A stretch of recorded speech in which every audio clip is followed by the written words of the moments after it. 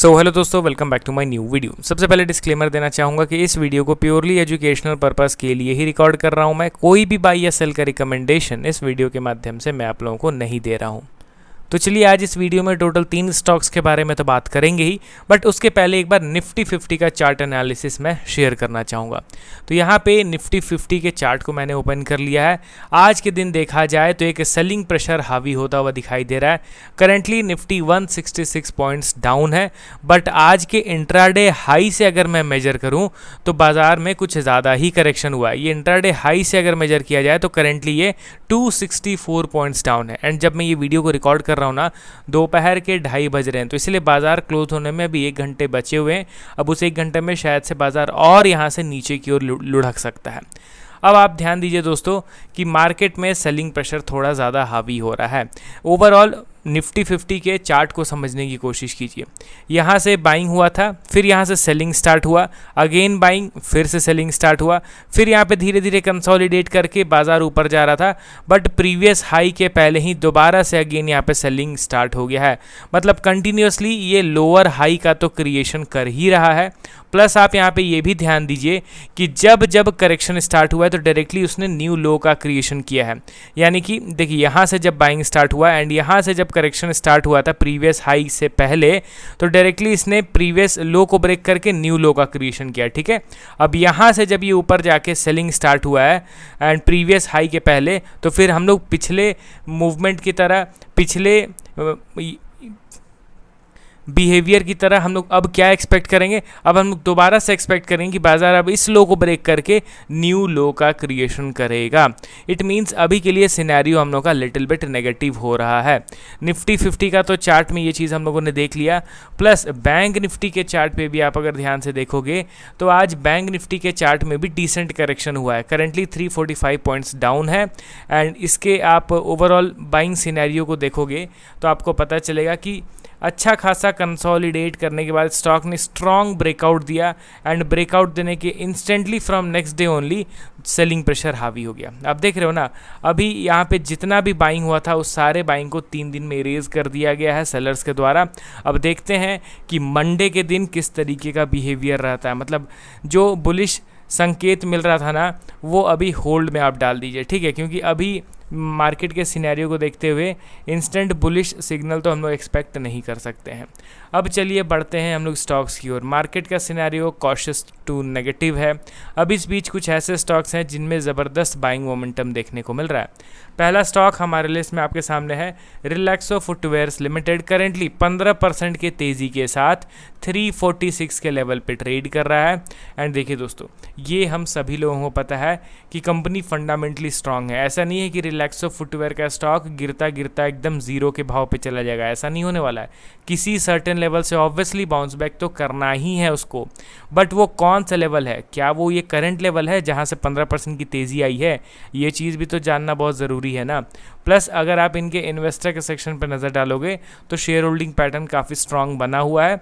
Recently March quarter के results को भी देखा जाए तो प्रॉफिट भी अच्छा खासा इंक्रीज़ हुआ है 20% का।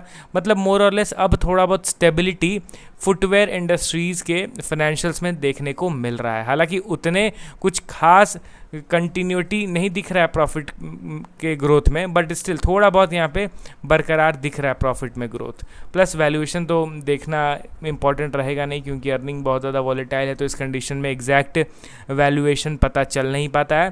प्लस आप इसके टेक्निकल चार्ट पे यहाँ पे ध्यान दीजिए तो आपको पता चलेगा कि स्टॉक ऑल टाइम हाई से कितना नीचे गिरा है। सबसे पहला चीज़ आप ध्यान दीजिए कि ऑल टाइम हाई से इसमें करेक्शन हो गया है अप्रॉक्स 83%। अब 83% के करेक्शन के बाद क्या यहाँ पे इंस्टेंट रिवर्सल एक्सपेक्ट किया जा सकता है? बिल्कुल भी नहीं।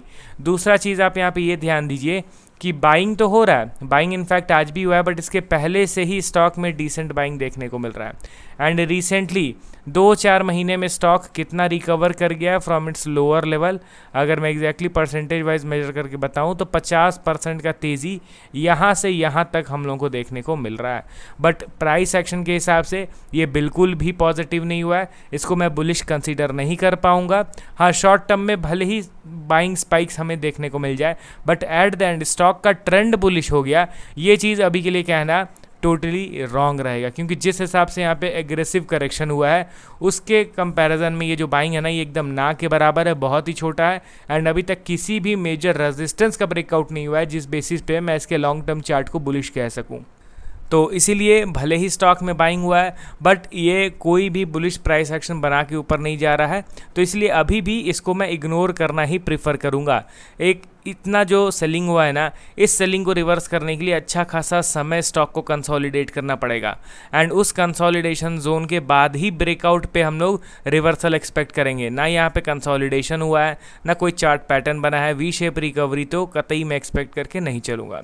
अब चलिए बढ़ते हैं हम लोग अगले स्टॉक की ओर। हमारे लिस्ट में आपके सामने है clean science and technology limited. इस स्टॉक में भी आज डिसेंट बाइंग हुआ है, करेंटली 6.5% के तेजी के साथ 806 के लेवल पे स्टॉक करंटली ट्रेड कर रहा है।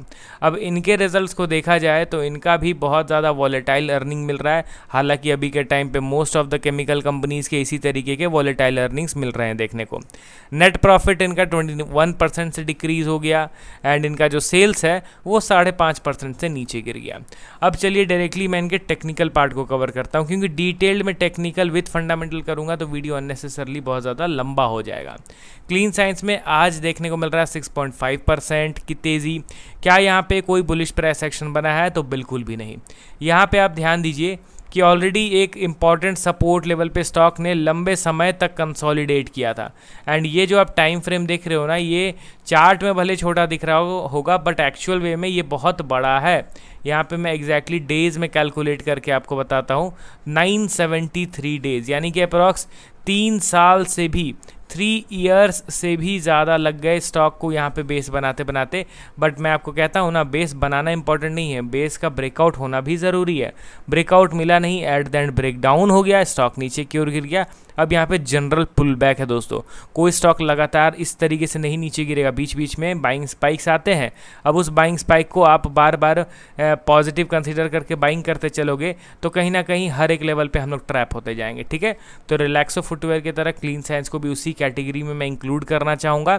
एंड लास्ट स्टॉक हमारे लिस्ट में आपके सामने है, लास्ट स्टॉक हमारे लिस्ट में BSE लिमिटेड। इसके चार्ट को अगर आप ध्यान से देखोगे तो ऑलरेडी टेक्निकल वाइज स्टॉक ने अपने टारगेट को तो हिट कर दिया। ये मैंने अपने प्रीवियस वीडियोस में भी कई बार BSE स्टॉक के रिगार्डिंग आप लोगों को बता दिया। अब यहाँ पे ध्यान से देखिए तो अभी करेंटली 1.6% डाउन है। लास्ट ट्रेडिंग सेशन में स्टॉक डाउन था अप्रॉक्स 3.5% एंड वीकली क्लोज आज है, ठीक है ना। आज के बाद मार्केट तो अब डायरेक्टली मंडे को ओपन होगा, तो वीक वाला जो कैंडल है वो एक प्रॉपर नेगेटिव कैंडलस्टिक यहाँ पे फॉर्म हुआ है, ठीक है। इसको हम लोग कहते हैं शूटिंग स्टार कैंडलस्टिक। आप इसको गूगल करना तो आपको और अच्छी तरीके से समझ में आएगा। Continuous over stressed buying, technical wise अपने टारगेट को भी ओवर अचीव कर चुका है एंड टॉप लेवल पे यहाँ पे बन गया है शूटिंग स्टार कैंडलस्टिक। तो अब मैं यहाँ पे अगर मेरे पास शेयर्स रहते तो मैं कुछ क्वांटिटी यहाँ पे प्रॉफिट बुक करना प्रेफर करता। अब अगले वीक अगर एक प्रॉपर रेड कैंडल बनता है then we are good to go. Stock में फिर अब अच्छा खासा करेक्शन आएगा, मतलब कि जितना बाइंग होना था हो गया। अब ये बाइंग कंटिन्यू नहीं रहेगा after proper red candle formation, यही एक्सपेक्टेशन मैं लेके चलूँगा, ठीक है। तो चलिए टोटल 3 स्टॉक्स के रिगार्डिंग हम लोगों ने बात करा। मिलता हूँ अब नेक्स्ट वीडियो में कुछ अन्य स्टॉक्स को ऐड करके। Okay then bye bye.